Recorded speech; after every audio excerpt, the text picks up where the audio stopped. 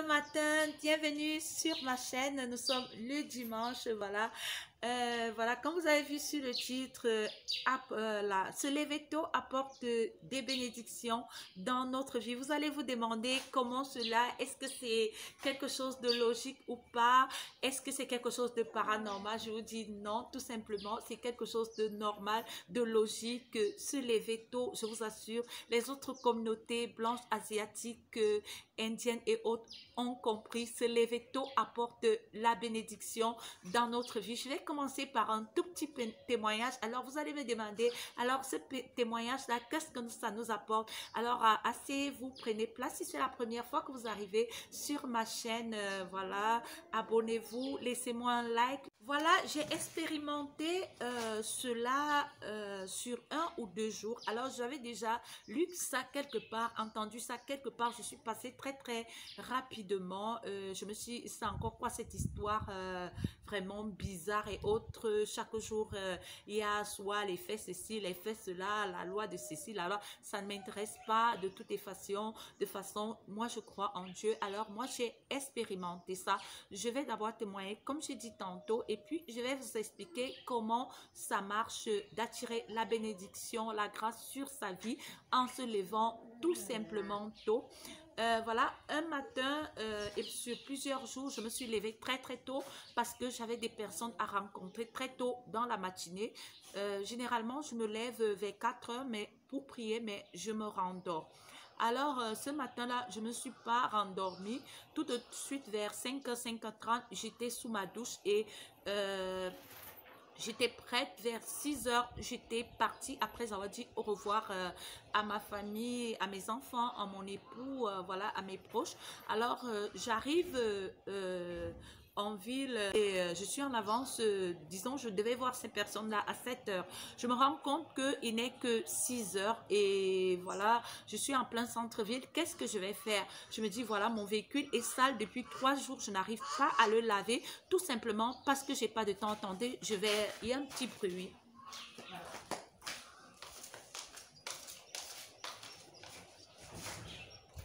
Voilà, je suis de retour. Voilà, qu'est-ce que je vais faire? Je me dis, pour rattraper la personne à 7h, je ne vais pas quand même perdre mon temps. Ce que j'ai fait, je suis allée à une laverie auto. Bon, pendant qu'on lavait mon véhicule, j'étais là, je consultais mes messages WhatsApp, mes messages, mes notifications Facebook et mes SMS. Je me suis rendu compte qu'il y a des gens de ma famille que je n'ai pas répondu depuis, mais qui avaient des sollicitations urgentes. Et là, je me suis dit, mais comment j'ai pas pu me rendre compte qu'il y a des gens à qui je n'arrive pas à répondre, tout simplement parce que je suis saturée par... Alors, je me suis rendu compte que j'ai résolu ce problème-là en 1 et en 2, à 7h moins 15, j'avais mon véhicule lavé et là, j'ai constaté qu'il y avait... disons un restaurant à côté et on proposait de la bonne bouffe. Alors je suis rentrée, vraiment c'était très abordable, c'est-à-dire ça variait entre 500 francs et 1000 francs. Voilà, je me suis pris un repas et vous vous rendez compte, le morceau de viande était à 100 francs et 200 francs. Il y avait du haricot, il y avait des spaghettis, il y avait des pâtes, il y avait beaucoup de petites choses. Je vous assure, pour 700 francs, j'étais comblée. J'ai mangé au point où j'ai pu avoir un jus de 300 francs pour 1000 francs. Je me suis rendu compte que j'ai économisé en temps et en même temps aller par exemple dans une boulangerie le matin quand on prend de la pâtisserie et des sandwichs et beaucoup d'autres choses. Voilà, on sort de là déplumé de 1000 francs à 2000 francs. J'avais économisé à peu près 1000 francs de ma journée. Alors, comptez ça sur 24 ou 25 jours que nous travaillons le mois, ça nous fait 25 000 francs d'économie qui nous fait déjà une partie de nos cotisations qui nous coûte la peau et qui nous coûte le fruit de notre travail. Alors, à 7h moins 5, j'avais fini, j'étais partie, j'ai vu la personne. Là, on ne s'est même pas vu 10 minutes à 15, on ne s'est même pas vu 15 minutes. Alors, j'étais partie, je me suis retrouvée à mon lieu de travail. J'étais la première, c'était celle qui avait ouvert la porte ventre plein. Et là, j'ai commencé tout de suite à faire mon travail. J'avais une fiche projet à faire. J'étais tout de suite fait. Voilà, à 8h30, j'avais fini. Et jusqu'à 10h où je devais voir le responsable qui m'a fait confier ce travail-là. J'avais eu le temps, entre-temps, d'avoir fait ce travail-là, d'avoir liquidé beaucoup de petits dossiers, des petits dossiers, des dossiers qui arrivent, qui sont des sollicitations, des gens qui t'ont été confiés. J'avais déjà terminé cela. Et entre-temps, le responsable, il avait d'autres réunions. Et là, j'avais eu le temps de rajouter d'autres idées, de parfaire mon travail. Et je vous assure, là, je suis allée donner mon dossier. J'avais un travail non seulement qui avait été débarrassé des fautes, des coquilles, qui étaient plus minutieux et autres. Et curieusement, je n'avais pas toutes ces ratures, toutes ces choses qui sont souvent raturées dans mon travail. Et là, j'avais peut-être deux choses à revoir parce qu'il avait on avait relu le travail ensemble. Je suis rentrée, j'ai corrigé ce travail, je l'ai donné, il est parti et ce travail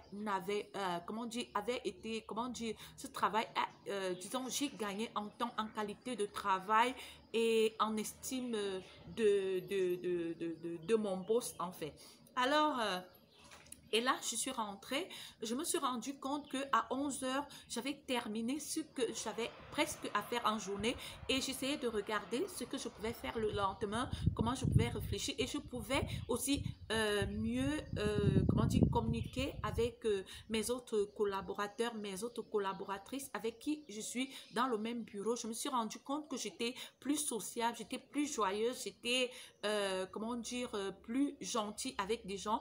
Et disons vers 13h, 14h, je rentre dans mon compte business et là, je me rends compte que j'ai des commandes, des personnes qui traînent depuis 2-3 jours et des gens que je n'arrive pas à satisfaire. Alors, je me dis, voilà, c'est peut-être l'heure de ma pause. Je vais à la pause généralement à midi 30. Je peux avoir un repas soit sur place ou en arrêt. En externe de mon lieu de travail. Et ce que j'ai fait, c'est quoi? Je me suis dit, voilà, j'ai 1 heure de pause. Pourquoi ne pas faire d'une pierre deux coups? Alors, j'ai appelé mes fournisseurs. Je suis allée là-bas. J'ai pris de la marchandise. Je l'avais dans, je l'avais dans la malle arrière de mon véhicule et sur la banquette arrière. Et là, je me suis mise, pendant que je me prenais des fruits, parce que je suis un peu dans un contrôle de mon poids en ce moment. J'étais en train d'appeler des gens qui avaient passé des commandes, d'autres décommandaient et c'était des commandes que j'avais perdues et d'autres qui confirmaient et autres. Et là, s'il te plaît, tu peux me laisser un peu d'espace, c'est mon fils à moi. Alors, c'est un ado. Du coup, je pouvais satisfaire d'autres personnes. Je me suis rendu compte que en étant tout le temps bousculée par le temps, je perdais des clientes, je perdais de l'argent, je perdais en humeur, je perdais en qualité de vie, je perdais en rendement, je perdais même aussi dans le niveau, dans les relations familiales parce que je rendais moins visite à ma famille, surtout j'ai 2 grandes sœurs qui sont comme mes mamans, voilà, et elles sont toujours là pour moi.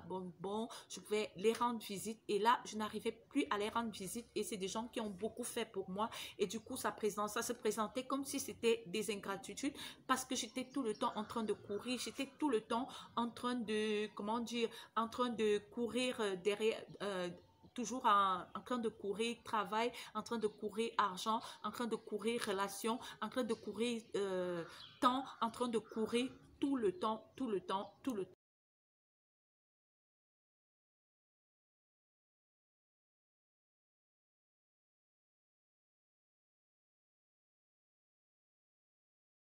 Par exemple, à la cathédrale de Yaoundé, là, vous allez voir des gens des gens inimaginables, des personnalités qui sont à la messe de midi. Alors, vous allez me demander qu'est-ce que ça a à voir avec notre personne? Tout simplement pour vous dire que quand voulez réussir votre vie, bien faire, voilà, avec Dieu, regardez les personnes qui ont réussi. D'autres vont dire, ah, ce sont des mauvaises personnes et tout. Et justement, je vais vous dire, ces personnes-là ont compris parce qu'elles ont compris qu'elles ont besoin de la grâce de Dieu. Et nous autres aussi, nous avons la grâce. Je ne sais pas à quoi vous croyez, mais moi, je crois en Dieu. Je vous assure, on a besoin de la grâce de Dieu. Et ces personnes qui ont parfois des élévations, je ne sais pas ce qu'ils font dans leur vie, ont compris à un moment que on a besoin de la grâce de Dieu, parce que là où notre misère, nos péchés abondent, la grâce de Dieu surabonde. Et je vous assure, si vous saviez autant de bénédictions que nous recevons en allant à la messe, en ménageant une seule heure, Boogie! Une seule heure ou 2 heures de temps ou 30 minutes dans notre temps pour donner, pour aller à une méditation, à la messe, à l'église, quelle que soit votre religion, musulmane, catholique, je ne sais pas, chrétienne, je ne sais pas ce que vous avez.